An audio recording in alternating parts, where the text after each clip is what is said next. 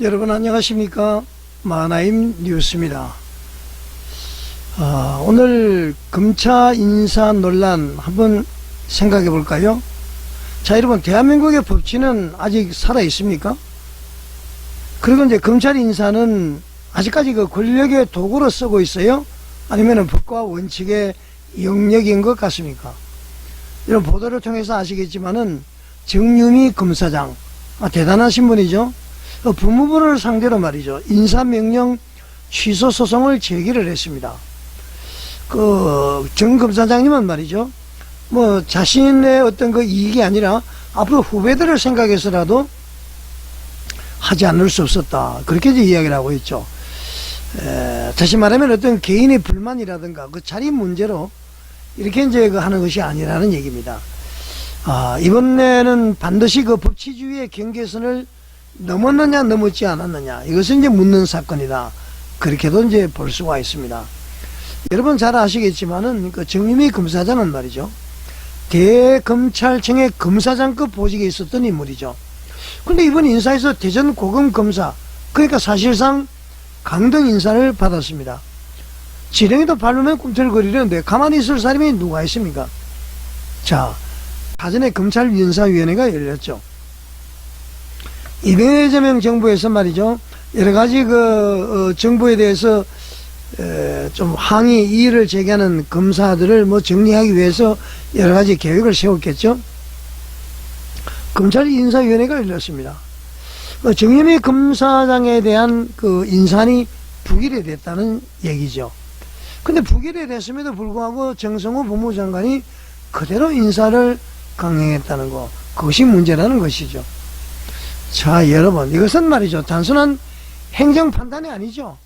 이거는 좀 위원회의 심의 결과를 완전히 무력화한 자기 멋대로의 인사 아닙니까, 여러분? 누구 가만히 있을 사람이 누가 있을까요? 정유미 검사장이 제기한 그 법적 쟁점은 아주 명확합니다. 첫 번째 말이죠, 대통령령을 위반했다. 그러니까 대통령령에 따르면은 거기에는 대검찰청 검사급 이상의 보직 범위에 관한 규정이 있는데, 거기에 따르면은 말이죠, 대검의 검사장급 보직 범위에는 고검 검사가 포함이 되지 않다는 겁니다.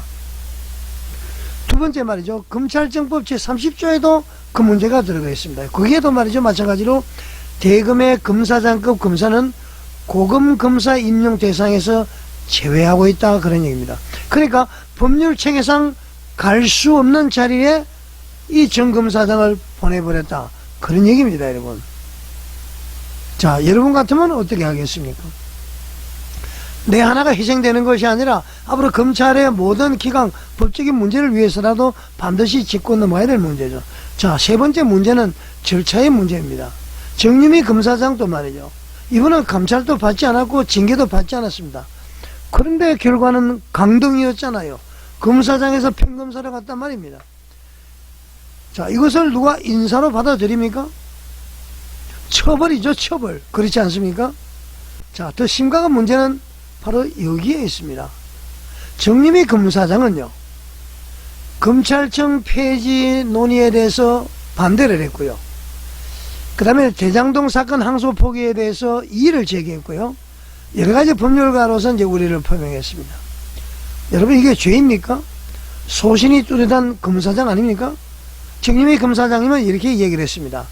견해가 다르다는 이유로 억압을하고 박해하는 처분이 반복이 되면은 모든 사람은 침묵을 하게 되고 민주주의는 위험해진다.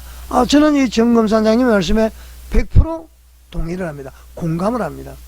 자, 이 정유미 검사장의 말씀은 개인의 하소연이 아니에요. 자유민주주의에 대한 경고로 봐야 됩니다. 자, 여러분, 검찰개혁과 검찰 길들이기는 다르죠. 개혁은 제도를 고치는 것이고요, 길들이기는 사람을 침묵시키는 것입니다. 검찰인사위원회에서 부결된 인사안을 말이죠, 장관이 그대로 밀어붙였다. 그 메시지는 분명한 거 아닙니까? 이 사람 직권남용이에요. 그리고 다른 메시지는 검사들에게 말 잘 들으면 살고 듣지 않으면 밀려난다, 이것을 심어주는 것이다, 이런 얘기죠. 자, 여러분, 이런 구조에서 누가 소신 발언을 하겠습니까? 누가 소신껏 업무를 할 수 있겠습니까? 누가 권력에 대한 불리한 수사를 하겠습니까? 여러분은 어떻게 생각하십니까? 자, 그래서 우리는 이재명에게 이렇게 요구해야 됩니다. 정성화에게도 이렇게 요구를 해야 됩니다. 인사는 법과 대통령령의 범위 안에서 하라. 징계는 징계 절차로, 인사는 인사답게 하라. 견해가 다르다는 이유로 불이익을 주지 말라. 인사위원회는 형식이 아닌 실질적으로 존재할 수 있도록 그 의견을 받아들여라. 그렇지 않습니까? 우리가 이렇게 요구를 해야 됩니다. 자, 여러분, 이것은 말이죠, 어느 진영의 문제가 아니에요. 보수든 진보든 오늘 검찰이 침묵을 하게 되면은 내일은 언론이 당하게 되고 모레는 국민 전부가 그런 불이익에 빠질 것입니다. 자, 여러분, 정유미 검사장의 소송 결과는 법원이 판단할 것입니다. 그러나 그 이전에 말이죠, 우리는 이 질문을 외면해서는 되지 않습니다.